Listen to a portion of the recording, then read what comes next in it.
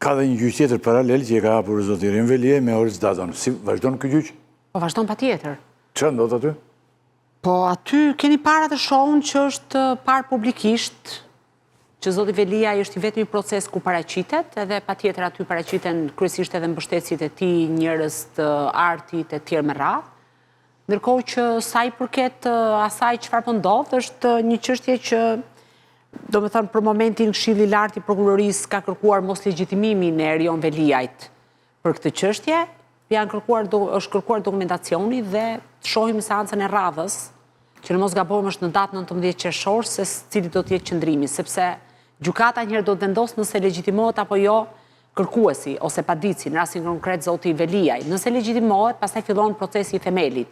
Zoti Veliaj pretendon që Oris Dadon nuk plotësonte kushtet dhe kriteret për të emëruar prokuror në vitin 2008, ndërkohë që zoti Dadon nga ana tjetër ka kaluar të gjitha filtrat, që nga viti 2008 ka ushtruar funksionin disa prokurori, ka kaluar procesin e vettingut, më pas ka kaluar të gjitha kontrollet edhe certifikimet për të emëruar prokurorën prokurorinë e posaçme. Sigurisht do të ishte e rëndë nëse gjykata do të konstatonte pavlefshmëri absolute të dekretit presidentit. Unë kam dëgjuar një deklaratë skandaloze të ish-presidentit të Republikës zotit Bamir Topi, i cili pranon që ka kryer një akt formal dhe po të ketë prokurori, unë do t'i vija prangat Bamir Topit, nëse pranon që ka qenë thjesht një njeri që ka kaluar, se thot me administrimin është marrë prokuroria përgjithshme tjera me radha, thua se ishte çoban për të ruajtur delet Bamir Topin president. Ai thot që përfaqësuesi im ishte në mbledhjen e prokurorisë. Edhe? Pra kishte dhe presidenti çfarë është?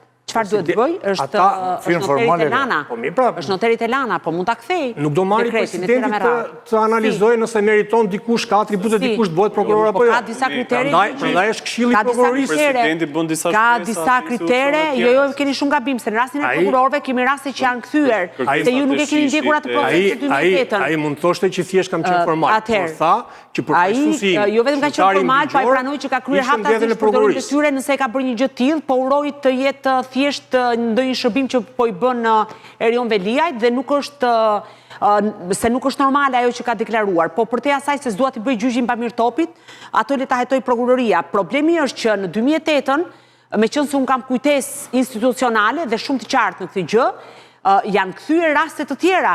Dhe kemi rastet prokurorëve, besoj Gjahire mban mend. Vllai i ish presidentit të ndjer Bujar Nishani është kthyer disa herë tjera me radhë. Pra nuk ka qenë kaq e thjeshtë dhe nuk është kaq formal roli i presidentit. Tani, kaq vite më vonë, për interesa dhe kulisa politike, thot një gjë që është e paprecedent dhe është jo normale për një ish president të vendit. Domethënë është turpëruese për institucionin e presidencës. Dakord, pastaj pjesën tjetër le ta zgjidhë gjykata. Ama sa i përket procesit të Erion Veliajt kundër Oris Dados është kthyer në një show, sepse aty mbrin gjithë që nga showbizi e gjithë Bashkia e Tiranës, me drejtën e tyre sepse procesi është i hapur, por unë mendoj që është një proces që normalisht duhet të gjykohet me seriozitet dhe panshmëri për të kuptuar realisht nëse Oris Dado ka qenë ose jo i emëruar në përputhje me ligjin. Nëse rezulton që është i emëruar në përputhje me ligjin, ai patjetër kjo nuk e pengon ose nuk e cënon rastin Erion Veliaj, duhet ta themi, sepse aty është dhe një prokuror tjetër i cili ka firmosur që është zoti Dumani, pra nuk e cënon thelbin e akuzës. Mund të jetë një argument që ndoshta zoti Veliaj mund ta përmend apo ta përdorë në Strasburg, ndoshta për lehtësira të caktuara, por nëse ndodh që zoti Oris Dado është emëruar në kundërshtim me ligjin, sigurisht që do të ishte një goditje shumë e rëndë për institucionin e prokurorisë posaçme.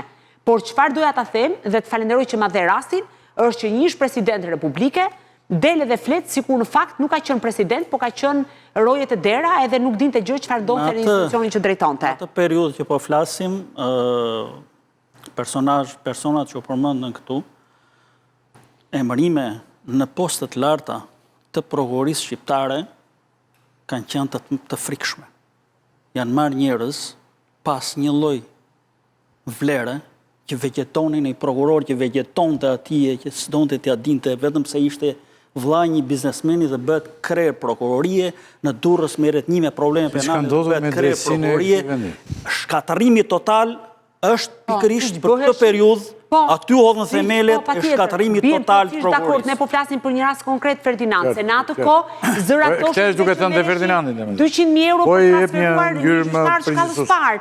Dhe ne në atë kohë nën kryetari KLD-s na mblodhi ne gazetarëve, kemi qenë dëshmitarëve soi Gjevahir, dhe kur ne ja tham këtë gjë në mbledhje, nuk patim mbledhje të dytë. Dhe aty në fakt u hodh themeli i shkatrimit të drejtësisë. Prandaj unë po e ngres zërin se si një ish krejshteti ngrihet sot dhe thot për interesa tërësisht të ngushta personale dhe ndoshta edhe për interesat e Erion Veliajt se pas ka firmosur një dekret formal. Dhe si mund të rrijë ai dhe si ka mundësi që nuk ka një prokuror që nuk qel një çështje penale? Ikim themun nga ky moment, është një proces ditët që do të vinë, ne do t'i rikthehemi, e gjatë, histori e gjatë kjo. I do marrë shumë kohë dhe kalojmë të një moment që duket edhe pak komik, por në fakt nuk është i tillë. Idejt Ismailej, biznesmeni shumë i njohur, idejt Ismailej ka rrahur shumë rëndë Orcakun. E ka bërë fërtele. Ka rrahur djalin e motrës. Nipin. Ka rrahur djalin e Ka motrës. dhe Ortak edhe Nip. Në të Nipin e pas ka coptuar të Së është problem Ky është Ky është zoti Ilaj. Ydajeti është ky? Pa. Pra, Ydajeti apo Idajeti? Idajeti. Idajeti, ide. pas ka rrahur Nipin, partnerin. Tani, të është një djali motrës, thotë, Nipi dhe me thënë, Rajan. Rajan ishtë njëri shumë. Që është aksioner. Djali motrës quhet Nipi, apo ja? Po, që është aksioner në... është aksioner aty i rëndësishme, apo jo? Po. Jo, është në minorancë. Mos gabojmë ka më pak se 15%. Qa rëndësie ka Tani, është minorancë? për plasje e madhe fizike, ku janë rrahur qytetin e Firit, apo? Jo, janë rrahur këtu të... Janë biznesmen të Firit. Të Errëll Benja. Kanë zyrat E Errëll Benja, se këtu i kanë, se kanë ndërtuar dhe Errëll Benja. Në stadionin, po. Po.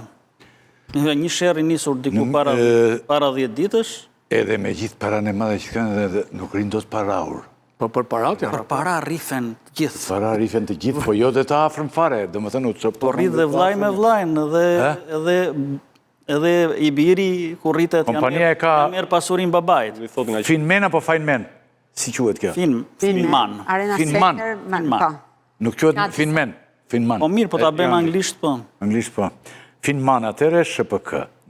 Tani në media është raportuar se biznesmeni i njohur, thamë të së bashku me të birin, 2 vite e kanë rrahur urtakun e kompanisë Sokola Galliu. Tani zënë Lala çfarë ka ndodhur dhe a mund ta dim pse ka lindur ky konflikt? Allah, thëmë, raje madhe.